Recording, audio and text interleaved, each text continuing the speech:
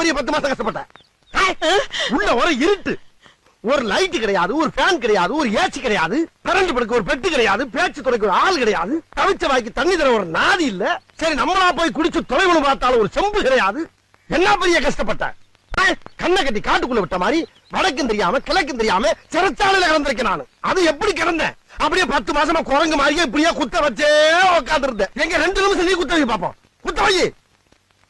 என்ன வச்சு எவ்வளவு ஜாலியா இருந்த நீ. நல்லா 10 மாசமா ஒரே விளாக்கல்.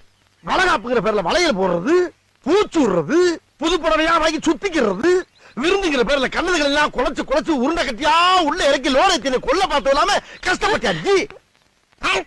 சரி அவ்வளவு தின்னு இல்ல பிள்ளை கலரா பறக்கணும் 100 கிராம் குங்குமம் வாங்கி முடிங்க வெள்ளையா பிறந்த பிள்ளை.